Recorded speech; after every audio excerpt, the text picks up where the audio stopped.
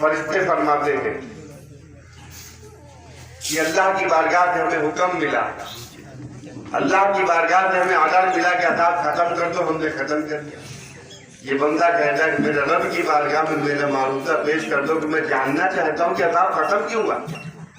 اللہ کی طرف سے فرشتوں کے ذریعے سے حکم ہوا کہ عذاب اس لیے ختم ہوا کہ جب تو انتقال کیا تیرے نامہ اعمال میں کوئی نیکی نہیں تھی، تجھ پر عذاب ہوا، اور یہ 4 سال کے بعد جو عذاب ختم ہوا اس کی وجہ یہ ہے کہ جب تو انتقال کیا تھا تو تیری بیوی حاملہ تھی، تو نے اپنی مرتے وقت اپنی بیوی سے وصیت کر دیا تھا کہ دیکھ اگر تیرے بطن سے بچی پیدا ہو تو پرورش کرنا، پرورش کرنے کے بعد بالغ ہونے کے بعد اس کی شادی کر دینا، اگر بیٹا پیدا ہو اولاد نرینہ ہو تو اس بیٹے کو دین کا علم سکھانا، اسے قرآن پڑھانا، یہ تیری وصیت تھی۔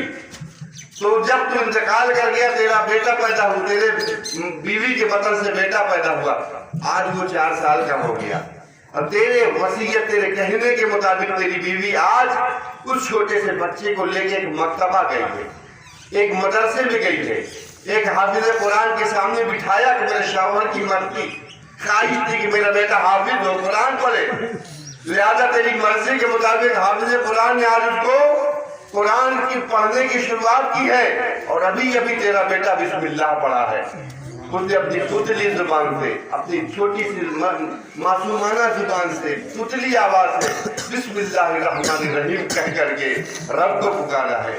تو رب کی رحمت نے یہ آواز دی کہ جس کا چھوٹا سا بچہ مجھے رحمان و رحیم کہہ رہا ہو، اس کے باپ پر عذاب کرنا میری رحمت کو شرم آ رہی ہے۔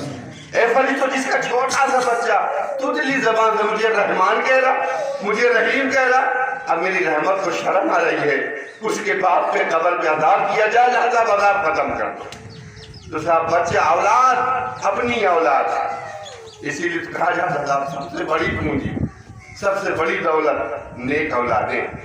اگر نیک اولاد آپ نے وہی سیکھ کر قرآن میں حکم دیا، یا ایھا الذین آمنوا قوا انفسکم واہلیکم نارا، اے ایمان والو اپنے آپ کو، اپنے اہل عیال کو جہنم کی آگ سے بچا دو۔ یہ قرآن نے حکم دیا بچاؤ، جہنم کی آگ سے بچاؤ۔ لیکن صاحب آج ہم سب نظر کر چکے ہیں، آج ہم ساری چیزوں کو رسم و رواج کی بھیٹ چڑھا دیے، رسم پوری ہو جائے، اسلام چاہے پورا ہو چاہے نہ پورا ہو، مگر ہم سے ہمیں رہے۔ امام علی مقام قاری صاحب نے کہا واقعی ہم محبت کرنے والے، لیکن صاحب محبت میں فرق ہوتی ہے، محبت صرف ڈھول گاجے باجے کا نام نہیں ہے، محبت کی فرق یہ ہے کہ سرکار امام علی مقام کے نام پر سب کچھ قربان کرنے والے 5 وقت کی نماز کیوں نہیں پڑھ رہے؟ یہ قربانی کب ہوگی صاحب؟ گلا کٹا دیں گے، دولت لٹا دیں گے، اور صاحب دولت کا لٹائیں گے، گلا کیا کٹائیں گے؟ ارے 5 کلو چاول دے دینا، یہ محبت تھوڑی ہے صاحب۔ سال میں 100 روپیہ کا چندہ دینا، یہ محبت تھوڑی ہے۔ اس لیے کیا کہ یہ آپ بتا دو کہ صرف وہ امام علی مقام کی محبت اور ان سے چاہت صرف محرم میں ہونی چاہیے تو ہم مان لیں۔ اگر آپ اس بات پر ہے کہ محرم میں صرف امام کی حسین کی یاد کرنا چاہیے، باقی بھی چھوڑ دو صاحب، تو ہم مان لیں کہ صاحب چاول آپ کا دریا دال جو بھی ہے وہ ٹھیک ہے۔ لیکن اگر آپ اس بات کا اقرار کر لیں کہ ہمیں پوری زندگی ہر سانس حسین کی یاد ہونی چاہیے، ہماری ہر سانس امام علی مقام کی یاد میں ہماری گزرنا چاہیے، تو صاحب آپ کی زندگی حسینی ہونا چاہیے۔ اور حسینی زندگی کیسی ہے؟ یہ جنگ جو جنگ ہوئی ہے وہ صاحب قتالی جنگ نہیں تھی، یہ جنگ فکری جنگ ہے، یہ جنگ اسلام کو بچانے اور مٹانے والوں کے درمیان میں تھی۔ یزید اسلام اور اسلام کے قانون کو، شریعت کو مٹا رہا تھا، حسین بچانے کے لیے گئے۔ صاحب اگر جنگ کرنے کے لیے حسین جاتے، جنگ کرنے کی پھر بنیت ہوتی، تو اب کیا اس وقت حسین کے ساتھ دینے والے کوئی نہیں تھے؟ ارے صاحب امام علی مقام صرف کہتے تھے مجھے یزید سے جنگ کرنا ہے، تو ادھر 22,000 کا، ادھر 22 لاکھ ہوتے، ادھر 22 لاکھ ہوتے، لیکن امام علی مقام اس جنگ کو جنگ کا نقشہ نہیں دینا چاہتے تھے، اس جنگ کو حق و باطل کا ایک نمونہ پیش کرنا چاہتے تھے، اس جنگ سے شریعت کو بچانے اور شریعت کو مٹانے کا ایک نقشہ دکھانا چاہتے دنیا کو۔ اگر وہ جنگ ہوتی لاکھوں ساتھی امام علی مقام کے ساتھ ہو جاتے، یزید کے سپاہیوں کو کاٹ کر پھینک دیتے. تو آج مصنف یہی لکھتا، تاریخ لکھنے والا یہ لکھتا کہ 2 شہزادوں میں جنگ ہوئی تھی، ایک ہار گیا ایک جیت گیا، ایک ہار گیا ایک جیت گیا. لیکن اس جنگ میں جہاں امام علی مقام کا سب کچھ مٹا، اس جنگ کا نقشہ یہ ہے کہ آج پوری دنیا یہ کہنے کو اپنی زبان سے پکار رہی ہے کہ یہ عجیب جنگ ہے کہ جہاں جو قتل کیا گیا وہ جیت گیا، جو قتل کیا وہ ہار گیا. جس کا نام و نشان مٹ گیا کربلا میں آج وہ جیت گیا ہے. اور عجیب جنگ یہ تھی صاحب کہ تلواریں جیتتی ہیں گردنیں ہارتی ہیں. لیکن اس جنگ کا نقشہ یہ تھا کہ جب علی اکبر کے حلق نازنین پر تلوار پڑی تو تلوار کی دار ہار گئی، علی اکبر کی گردن جیت گئی. امام علی اکبر کے حلق پر تیر چھڑا تو ہونا یہ تو چاہیے تیر جیتا اصغر ہارے، لیکن عالم اس جنگ کے تھا کہ اصغر کا حلق جیت گیا اور یزیدیوں کا تیر ہار گیا. امام عباس کے حضرت عباس کے جب بازو خنجر سے قلم کیے تو خنجر جیتنا چاہیے، بازو ہارنا چاہیے. لیکن اس کربلا کی جنگ کا معاملہ یہ ہے کہ خنجر چلا، بازو کٹا، بازو جیت گیا، خنجر ہار گیا. اس لیے میرا دل اب اس جنگ کو ہم سمجھیں کہ ہوئی چیزیں شریعت کو مٹانے کے لیے یزید کرتا تھا اور شریعت کو بچانے کے لیے حسین نے قربانی پیش کی. آج ان کی ہم یاد جو کرتے ہیں شریعت میں منمانی چاہتا تھا، شریعت میں منمانی یزید چاہتا تھا. امام حسین نے کہا نہیں، میرے یہ نہیں چلے گا، میرے نانا کی شریعت پر منمانی نہیں چلے گی. امام علی مقام نے سب کچھ قربان کیا، شریعت نے اور اسلام کو بچا دیا. ہم ماننے والے کیا کرتے ہیں؟ ہم ماننے والے کیا کرتے ہیں؟ نام تو حسین زندہ باد، خواجہ کا دامن نہیں چھوڑیں گے، اور کا دامن جتنے بھی دامن سب ہوں گے سب کو پکڑ لیں گے، سمیٹ لیں گے، چھوڑیں گے نہیں.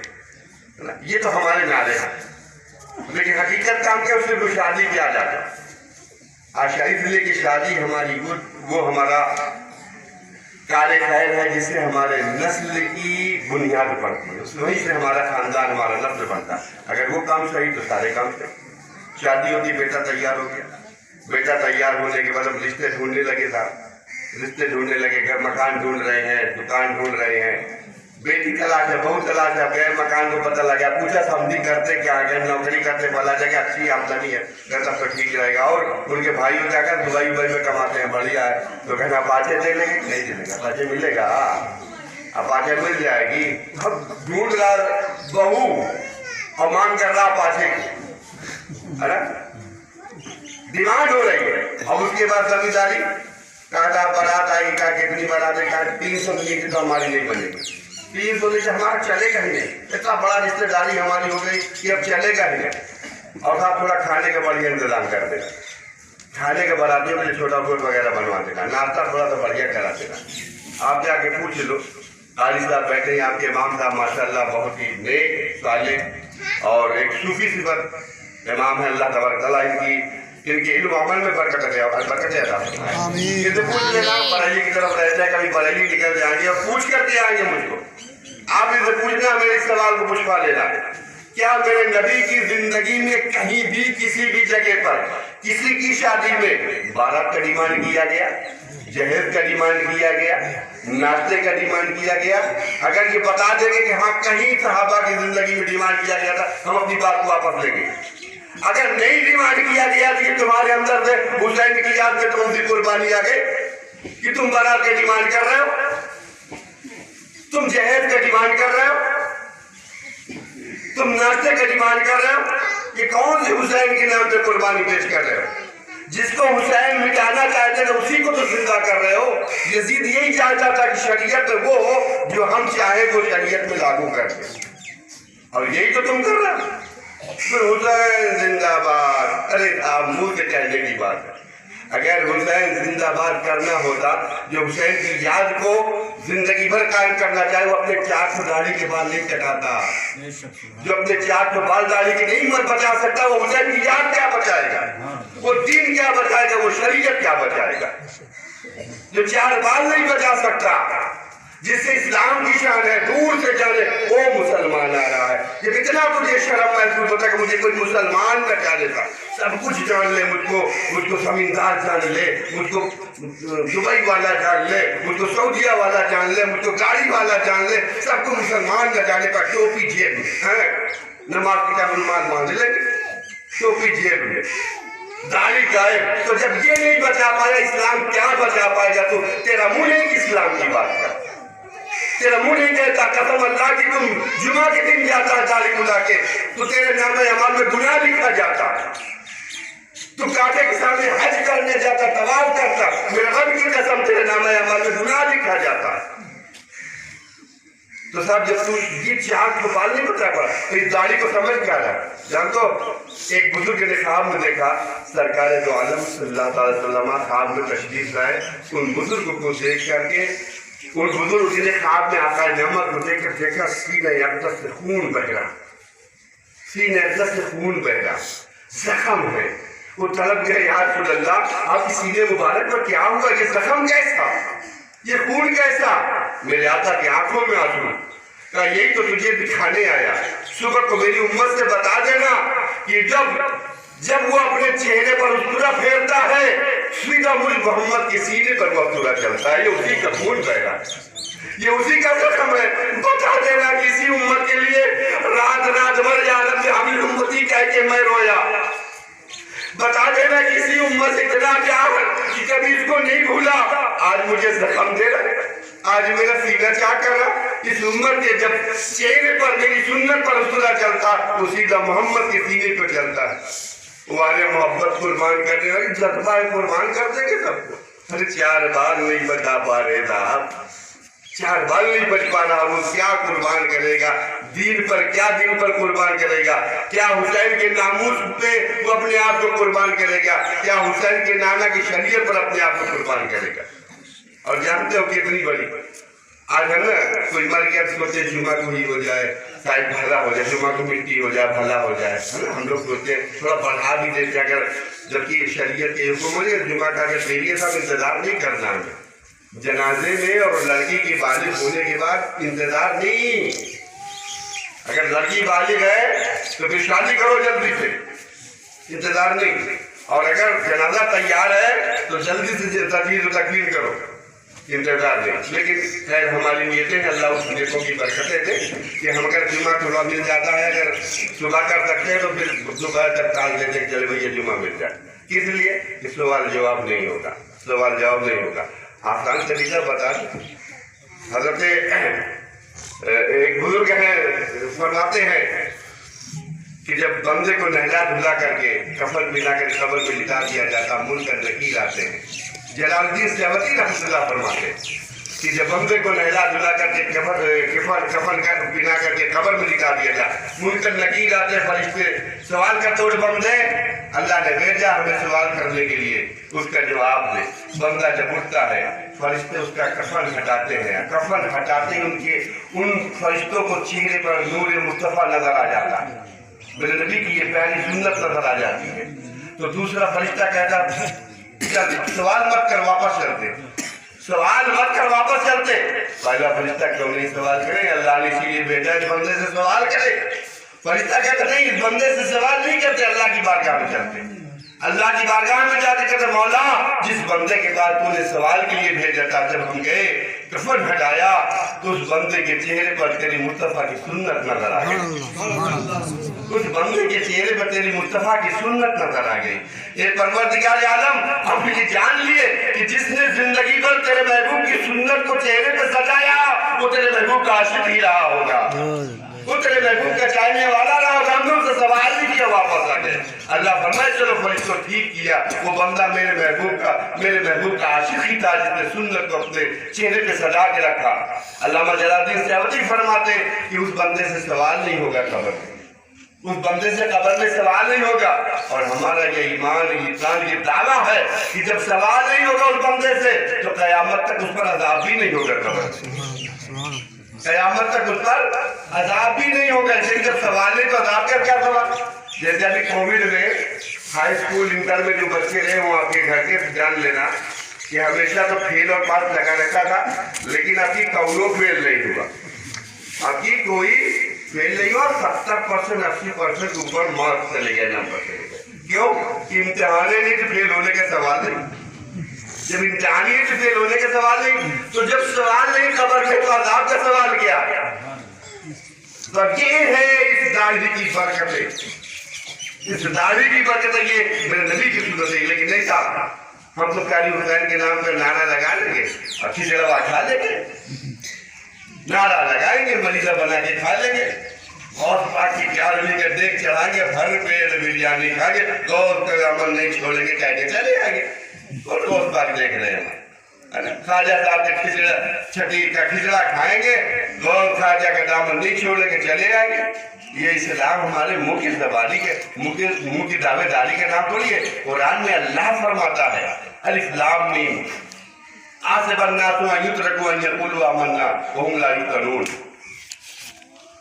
تمہارے منہ کے کہنے سے تمہارا رب نہیں مانے گا کہ تم مسلمان ہو، بلکہ تمہارے کردار سے تمہارا رب دیکھے گا، تمہارے کارناموں سے دیکھا۔ اس لیے میرا حدیث کہنے کا مطلب ہے، تو پتہ یہ چلا پوری نبی کی زندگی میں آپ بھلا لو، کہیں بھی برات کا ڈیمانڈ نہیں ہوا۔ اور قسم کھا کے میں یہ کہہ رہا ہوں، اگر واقعی متقی معاشرہ ہو، اسلامی معاشرہ ہو، تو بارات کا ڈیمانڈ کرنے والے کی دعوت حرام ہوتی ہے۔ جو بارات کی ڈیمانڈ کرتے کہ 300 آئیں گے کم نہیں چلے گا، اس کے یہاں دعوت کھانا حرام۔ جو جہیز کا ڈیمانڈ کرے اس کی دعوت لینا حرام۔ اب کیا سمجھ اسلام کتنا سستا سمجھ لیا کہ جہاں جاؤ ملوڑ کے رکھ دو۔ ایسا زمینداروں کی زمینداری کہاں ختم ہو جاتی ہے؟ 300 میں زمیندار ہے صاحب ہماری نہیں بنے گی، 500 لے کے آئیے، اس سے پہلے نہیں بنے گی۔ ان کی زمینداری ختم کہاں ہوتی ہے؟ جب امام صاحب نکاح پڑھا دیتے ہیں اور انہوں نے دھوکی سے اگر 1500 روپیہ کہیں گے تو پارا کہیں ہمارے گاؤں میں ابھی 250 روپیہ چل رہا ہے، تمہارے کہاں سے 1500 روپیہ؟ اب زمینداری ہڑ ختم، زمینداری اب بھیک منگائی آ گیا۔ جب کہ یہ نکاح جو پڑھایا یہی شادی کا واجب ہے، یہی شادی کا فرض ہے، یہی شادی کا فرض ہے جو امام صاحب پورا کرا رہے ہیں۔ ان کے لیے نہیں، جو ڈی جے حرام کا کام کیا اس کے لیے کوئی ڈیمانڈ، اس کے لیے کوئی رکاوٹ نہیں، گاڑی والوں کے لیے کوئی رکاوٹ نہیں۔ جو امام صاحب فرض ادا کر رہے ہیں اس کے بغیر شادی ہوتی ہی نہیں، اس پہ تمہاری بھیک منگائی شادی۔ اور دوسری بھیک منگائی کا مہر پہ قاضی صاحب، ارے وہی جو چلتا ہے رکھ دو۔ کہاں چلتا ہے؟ کہاں چلتا ہے؟ پہلے بیل گاڑی میں چلتی تھی، کار میں چلنے لگی۔ بیل گاڑی میں پہلے چلتی تھی، سائیکل میں پہلے برات چلتی تھی، اب کار مارشل میں چلنے لگے 50-50۔ وہ چلتا ہے، مطلب مہر میں وہی چلتا ہے جو، اور یہاں جو میرا چلتا ہے وہ چلے گا۔ آپ پوچھ لینا امام صاحب ہے بہت بڑھیا دیکھ، اگر آپ پوچھ لو تو قسم اللہ کی آپ کو دین سمجھا کر کے دیندار بنا دیں گے۔ پھر وہ بیٹھو ان کے پاس، صبح شام بیٹھیے ان کے پاس، پوچھئے۔ یہ مہر فاطمی پوچھ لینا، مہر فاطمی میرے نبی کی بیٹی کا جو مہر وہی تو رکھنا، اتنا تو رکھنا ہی چاہیے نا ہم کو۔ میرے مہر نبی کی جو بیٹی کا مہر تو وہی تو رکھنا چاہیے۔ اپنی اوپر کا حیثیت ہے، بارات تیری حیثیت تھی 500 لے جانے کی، 80 گاڑی لے جانے کی حیثیت تھی تیری، اور مہر فاطمی رکھنے کی حیثیت نہیں ہے۔ اور جانتے مہر کی حیثیت کیا ہوتی ہے؟ حضرت علی نے جب اپنا مہر ادا کیا تھا تو اپنے گھر کا سارا سامان بیچ ڈالا تھا، تب جا کے مہر پوری کر پائے۔ یہ ہے کہ تیری گرفتار بگے کھیتی بک جائے مہر کو دینے میں، تو وہ حیثیت والا مہر ہوتا۔ یہ نہیں کہ 586 روپیہ، 5000 میں 786 بڑے دم سے 5786 تاکہ بن جائے کہ بھائی بڑا دیندار ہے، 786 لگا دیں 11786 دوست پاک کے نام سے 11 لگا دو، 786 اب تھوڑا بن گیا نا کہ 786۔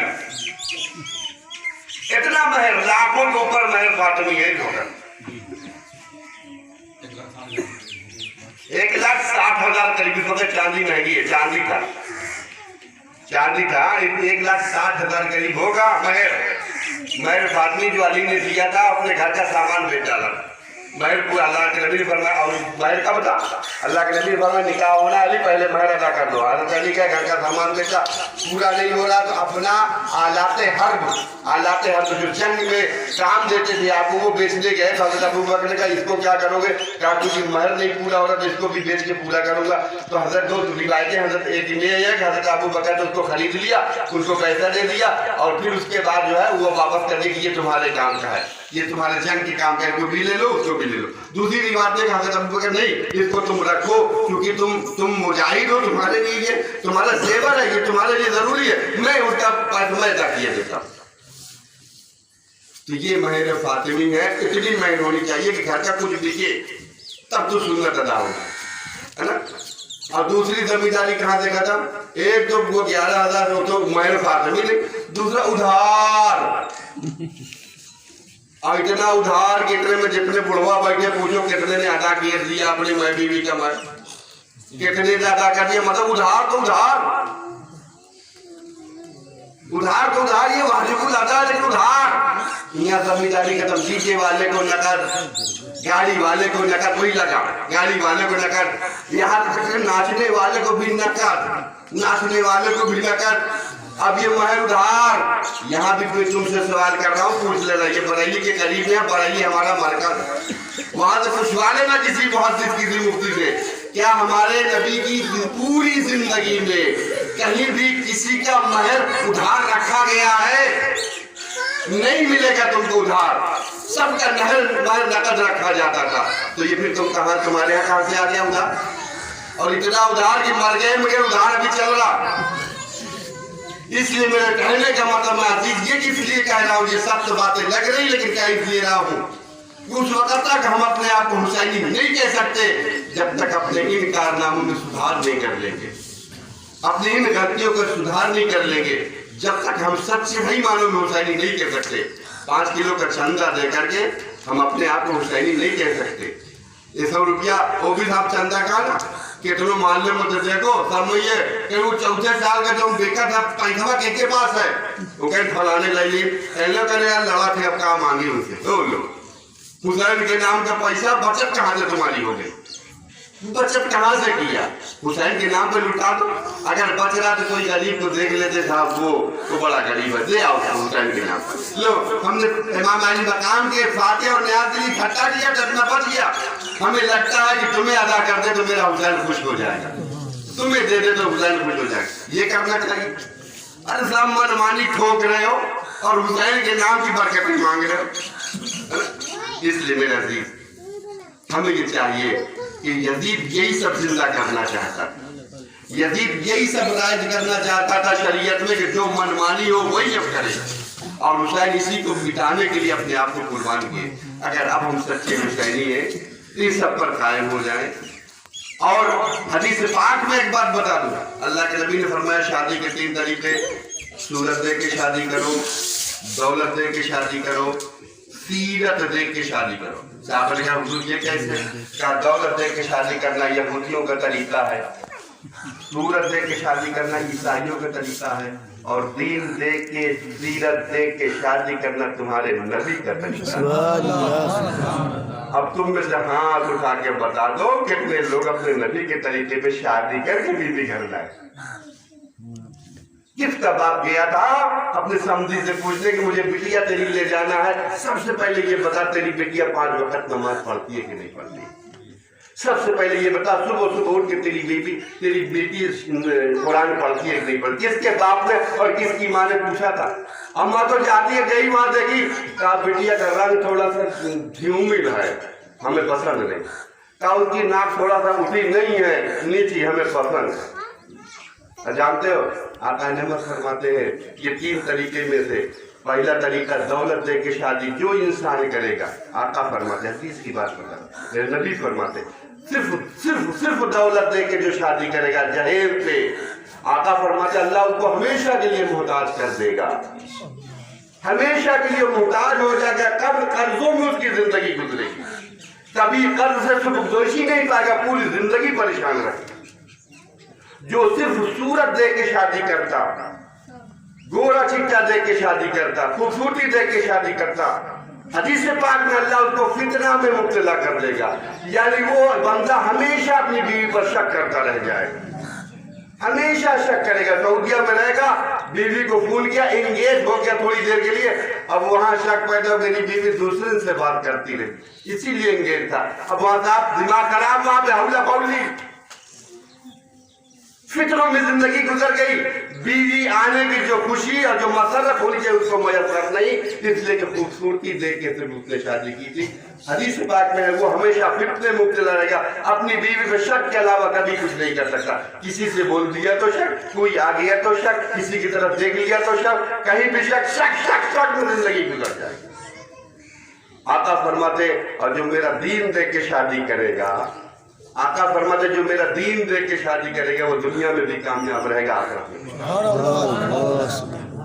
اور مزید اس کے آگے میرے آقا فرماتے میرا دین دیکھ کے شادی کیا، اوپر سے وہ گوری مل گئی تو اللہ کا شکر ادا کر، پلس پوائنٹ تجھے مل گیا، اللہ کا انعام مل گیا۔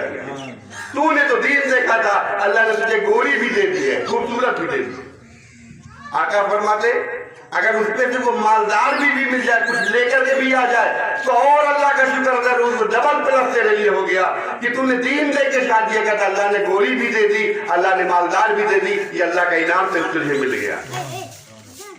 تو صاحب آج یہی وجہ ہے کہ ہمارے معاشرے میں آپ دیکھ لو کوئی گھر میں ایسا نہیں سکون سے گزار رہا ہو، کہیں نہ کہیں فتنے مچ رہے، کہیں نہ کہیں فتنے اٹھ رہے، اس لیے صاحب ایک نہ ایک دن مرنا، ارے مطلب تم ما قدمت واقرم، آج نہیں مانو گے، قرآن میں اللہ نے فرمایا آج نہیں مانو گے، تمہاری منمانی ہے، ہاتھ پیر چل رہے ہیں، تمہارے طاقت ہے، آج نہیں مانو گے، لیکن قبر میں جانے کے بعد دیکھ لو گے کہ تم نے کیا بھیجا ہے اور کیا چھوڑا ہے پیچھے، سب کچھ اپنی نگاہوں سے دیکھ لو گے۔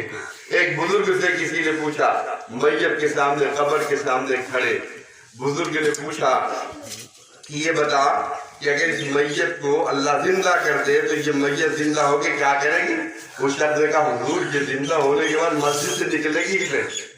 یہ اگر زندہ ہو جائے تو مسجد سے نہیں نکلے گا، بس سجدے میں گزار دے گا، اپنی سارا مالدار خیرات کر دے گا، ساری دولت اللہ کی راہ میں لٹا دے گا، اتنا بھینکر انجام دے کے جو واپس ہوگا پھر اللہ کی نافرمانی نہیں کرے گا۔ بزرگ فرماتے اب یہ تو واپس نہیں آئے گا لیکن یہ کام تو کر ڈال، یہ تو واپس نہیں آئے گا لیکن جو کہہ رہا ہے نا یہ آنے کے بعد یہ کرے گا وہ تو کر کے دکھا دے، اس لیے کہ تجھے بھی یہیں جانا ہے، تجھے بھی قبر کی منزل پہ پہنچنا ہے، اور پھر وہاں علمت نفس ما قدمت واخرت، جو ہم نے بھیجا ہے ہر نفس یہ جان لے گی کہ ہم نے کیا بھیجا ہے اور کیا چھوڑ کے آئے ہیں۔ اس لیے میرا یہ دنیا سے جانا ہے، دنیا کو چھوڑنا ہے، دنیا کو خیر آباد کہنا ہے۔ بندہ مومن کے لیے اس دنیا سے جانا بھی اللہ کی نعمت ہے، اور جو بندہ گنہگار کے لیے دنیا میں بھی رحمت ہے اور قبر میں بھی رحمت ہے، میدان محشر میں بھی رحمت ہے۔ اس لیے میرے عزیز ہم مرحومہ کے دعاؤں کے ساتھ اس محفل میں اپنے لیے بھی سوچ کر کے جائیں، صرف ان کو دعا کر کے تو جائیں گے، یہ تو ہمارے آنے کا مقصد ہے، لیکن اپنے لیے سوچ کے جائیں گے ایک نہ ایک دن یہی منزل ہماری ہوگی، یہی تکلیف لوگ بیٹھے ہوں گے ہمارے لیے دعا کر رہے ہوں گے، اس وقت اتنی محتاجی نہ ہو کہ ایک ایک دعا کے لیے ہم محتاج ہوں، بلکہ اللہ کی طرف سے ہم کچھ ایسا کام کر کے جائیں کہ اللہ کی رحمت کے فرشتے ہمیں آغوش رحمت میں لے کر کے خیر آباد کہیں، اور ہمارے لیے ہماری نیکیوں کا گہوارہ بنا دے، نیکیوں کے گھر میں ہمیں داخل کریں۔ اللہ تبارک تعالیٰ